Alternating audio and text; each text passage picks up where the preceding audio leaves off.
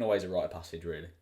And it's very structured when you get there. So given that we've got a good contrast between the two, give us a quick toss up of both trips, like positives and negatives. Okay. We'll go negatives first. We'll start with Norway and we'll go through each one. So negatives of Norway. Yeah. Other than the cold, right? So Norway, when you go to so for context, you hate the cold. Yeah, I don't like the cold. Yeah. Neither does anyone really. Well, you're made for it. The fairer skin. Yeah. So Norway, you start with a 3-week winter warfare course, which is horrendous by everyone's standards. If you ask any Marine who's been to Norway, it's probably the worst thing they've ever done. And it involves kind of long, drawn out cross country skis with massive amounts of weight on your back. It involves the icebreaker drills that everyone probably would have seen if they're listening to this podcast. It's like... Oh, classic. You know, when you have the square cut out of the ice and you have to jump in, say your name, get out. That's not nice either. You have survival to do that week as well, where you get stripped of everything. You're in the middle of Norway, so it's like minus 15. You then have to go make a fire, make a shelter, try and survive a night without any sleeping bags or anything like that. So this is like quintessential like Bear Grylls. Yeah, isn't it? This is like just to make sure you're not going to die when you get out there. This is Rainier's on steroids. Yeah. The first week is survival, so that's like just again making sure you're not going to die. And then the second week's movements or mobility, so they teach you how to ski, and then you go on fucking ridiculously long skis. And then the third week is fight week, where you put it all together essentially and learn how to be a soldier in that environment. But that's hard. You're not really sold it to me so far, I'll be honest. No, it's just tough and cold. The coldest temperature, you know, the coldest temperature in Norway I experienced was minus 55 with wind chill.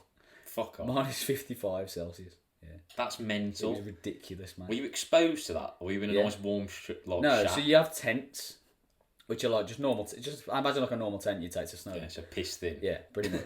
We're in there, and that's pretty sound because you're out of the wind, and the wind's the main thing. Yeah. And you're all dressed up, and then you have to go on sentry for half an hour stint, and then you are just sat in the elements. Yeah. And you can't have any exposed skin because it'll fucking die basically.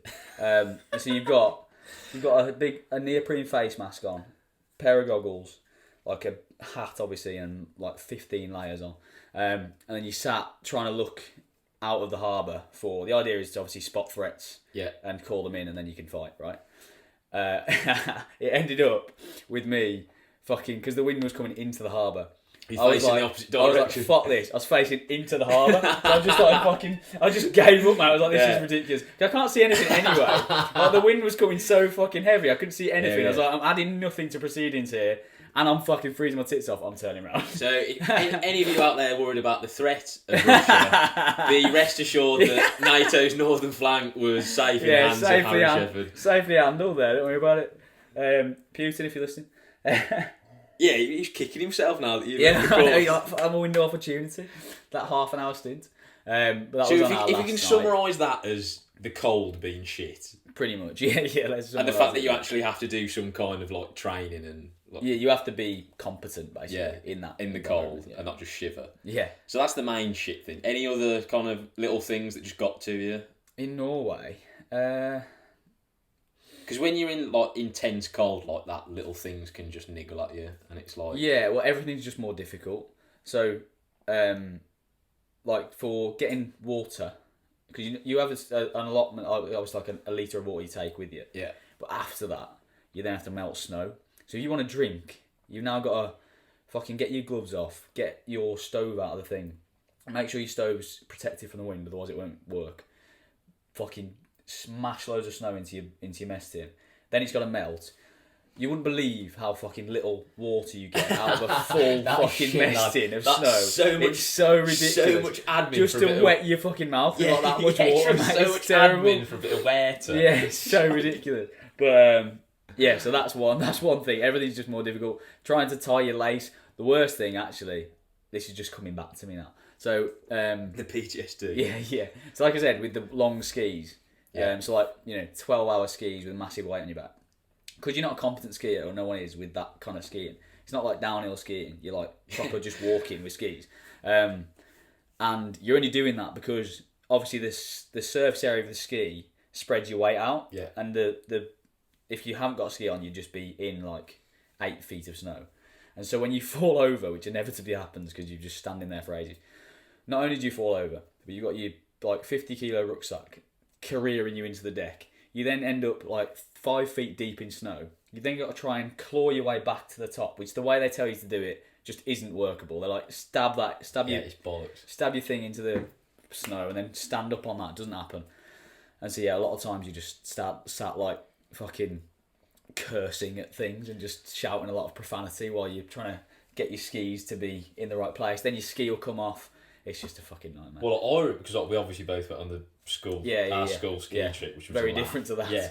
So I remember stacking it on like a green slope, and it would take me about 5 minutes to get up then. And I've only got to pull up my own body. And they're like compact as well. You can actually stand on them. The skis are like that long. Not 8 foot. It's ridiculous. So that was hard, and that's just hard to deal with because it happens so much.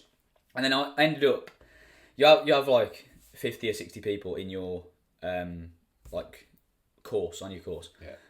And obviously, inevitably, 1 or 2 of them is just horrendous at skiing, just can't fucking comprehend it. So by the end, everyone else is pretty decent. And because you patrol in like a troop snake, so there's like, imagine like a big queue, basically, of people with 5 meters in between them.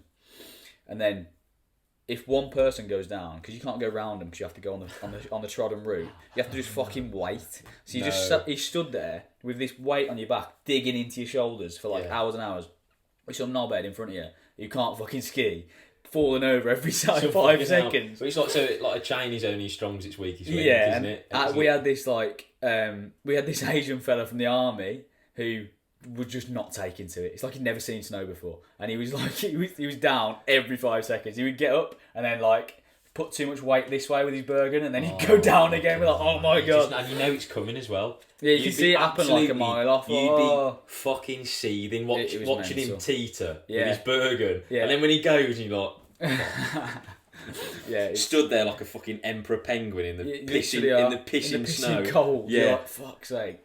They'd always tell us to be bold, start cold. That's the tagline, right? So you start a yomp with like no warmers on, no warm layers because you're going to sweat. Yeah. But then what would happen is obviously, like I say, you'd stop every 5 seconds, so you'd just be freezing. So you'd be like, that doesn't work. So I ended up just chilling it off and putting warmers on.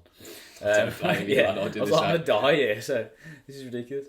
All right, guys. I hope you enjoyed that clip. If you want to see the full conversation, then head to the top link in the description.